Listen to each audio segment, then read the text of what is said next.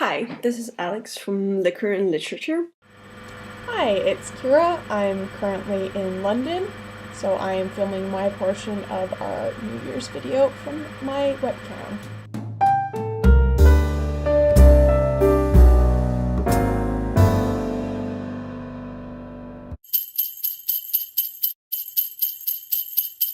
My favorite book of 2013, hands down, everyone is probably so fucking sick of hearing me talk about this book, is House of Leaves by Mark Danielewski. I read it for my postmodern Gothic class. It's an amazing book. It was originally published online, and you can tell that, like, the way the pages are laid out, but it's such a good book. Like, it's the kind of book that you read and then you spend the next, like, forever thinking about it. Like, you can't get it out of your head. It's an amazing book. Like Geek Love, which is incredibly disturbing. It's by Catherine Dunn, and it's about this circus family, and they're really fucked up, and it's just wonderfully awful and disturbing. My other favorite is one that I just finished, like, 2 days ago. I finished reading American Gods, which was a fucking awesome book. Like, I did not want to finish that book because it was so goddamn good. I did not want to put it down. Which, I mean, is Neil Gaiman, so, kind of saw that coming. Personally, I'm gonna have to say The Hobbit because I had never read it before. It was the first time, and I kind of discovered it. I had tried to read The Lord of the Rings before and did not enjoy it that much because I thought it was a little bit too heavy. And I had no idea that The Hobbit was more of something for children, so I really enjoyed it. I'm also gonna have to say rediscovering Harry Potter, the fourth and the fifth installments. I had never read them in English before, only in French, and when I reread them, I kind of felt like I enjoyed them more when I was younger, and I did not really appreciate everything he went through as an adolescent, and now I do, so yeah. The other one that I really enjoyed reading this year was, it is actually a comic book, but I just started reading The Walking Dead, so the book that corresponds to season 1, and I really enjoyed it because, well, zombies. I mean, who can argue with that? What were my favorite book characters? Shadow in American Gods. I really enjoyed all the characters, like all the gods and stuff. Like, they were really, really interesting, unusual characters to read about, and it was very interesting to see the way that they were characterized within that context. The characters in Geek Love, because they were very uniquely disturbed individuals, all of them. I also really liked Hazel from The Fault in Our Stars, because she's just such a sweetheart. What were my favorite characters of 2013? I read for the first time The Hunger Games. No, it's not Katniss, it's actually Peeta. Well, I had watched the movies before. I did not really enjoy his character that much in the first movie, and then I read the book. Wow, he's actually much more sassy and clever and funny in the book than he is in the movie. On the other hand, for Katniss, I was a little bit more disappointed because I liked her a lot in the movie. I mean, Jennifer Lawrence, duh. But I thought she was a little bit more emotionless in the book, so I enjoyed her less in the book. My favorite book-to-movie adaptations of 2013 is Catching Fire. I fucking love that movie. I haven't actually gotten around to reading Catching Fire yet. That fucking movie was just fantastic. I think I went and saw it twice in theaters, and it was just great. Which I don't even care if it stayed close to the book because it was just a fucking great movie. Like, the first movie I watched and was like, alright, that was a lot more disturbing than I expected, but that was a pretty good movie. Catching Fire I watched, and I was like, oh fuck yeah, I want to join this revolution. Katniss Everdeen, oh my god, boss. Great movie. To stay in the same books, I'm gonna have to say Catching Fire. I really enjoyed it. I thought it was great. I liked it even more than the first one, and I really enjoyed watching, the character developments. I think everybody agrees that every character in this kind of evolves, and you can actually see it, even the ones you wouldn't expect to see evolving. But I'm gonna have to say World War Z. I like zombies, I mean, come on. Because I loved the movie.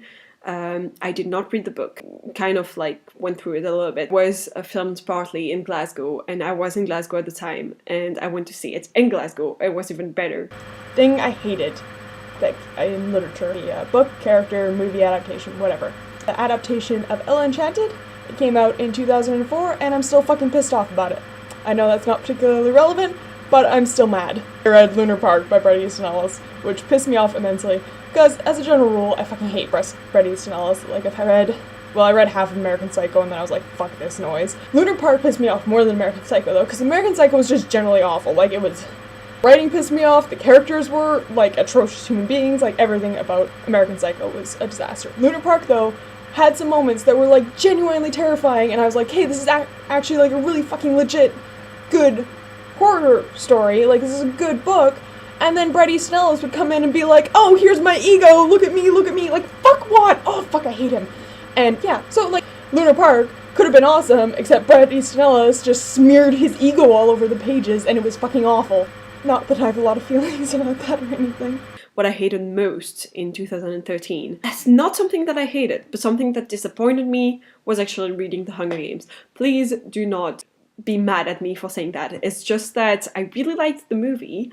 I kind of felt like it was a little bit without emotions. I did not really enjoy the writing, and I think I would have enjoyed reading the book first. I already knew the story, and that's what made me want to read more.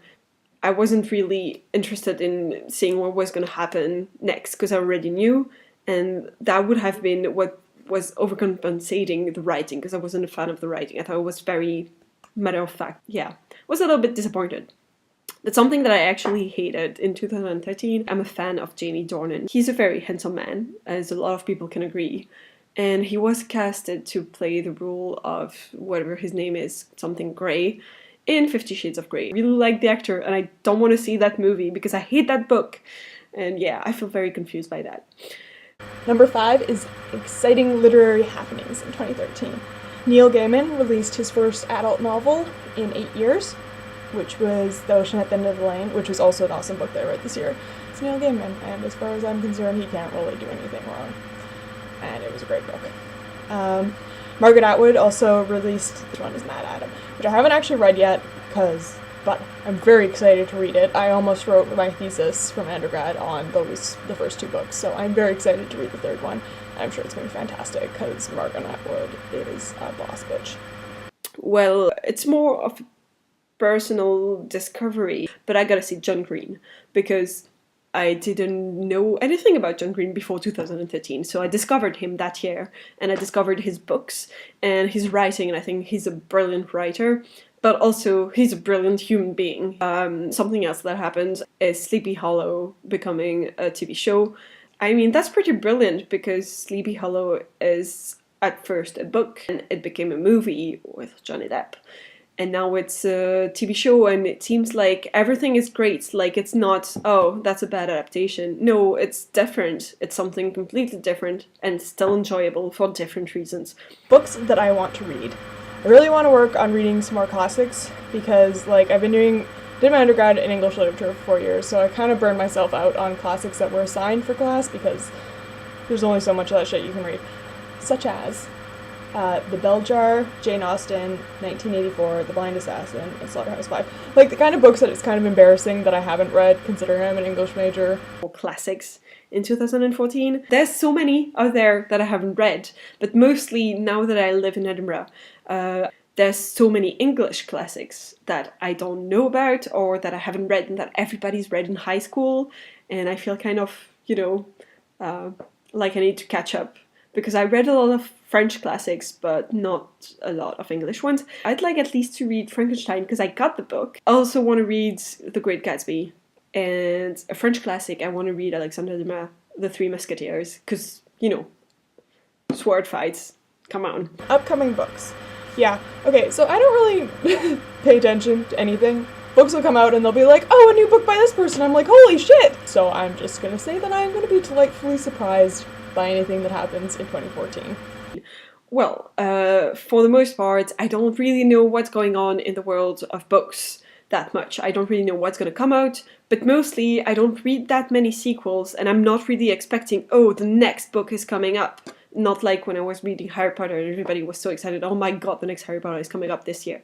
So there's one book that I would love to read, and it's called Shovel Ready. Sounds pretty awesome. Number 8, resolutions, number of books to read. I think I'm going to, as a rough goal, say 50 books. My friend did a 50-book challenge last year, and I thought she was insane, but she said it wasn't that big of a deal to do, and that I read almost 700 pages of American Gods in 3 days. I think I can probably manage 50 books. Well, At first I was like 50 is a lot because I don't read that much anymore and I'm kind of feeling bad about it, but it's a good resolution and you at least have to try, so I'm gonna say 50 books. Number 9, movie adaptations that I'm excited for. That was something else that I had to Google because the only one that I knew about was The Fault in Our Stars. It'll be good. The casting looks good. There's also Hunger Games, last movie coming out. Well, no, they split it into 2 parts, so there's the second to last movie coming out, which, whatever, I'm excited for that one too, because Katniss Everdeen! Last part of the Hobbit trilogy. Just realized this time what a huge plot hole they've made for themselves by having the Necromancer. Well, Mockingjay Part 1, because now I'm really into it. I want to know what happens next.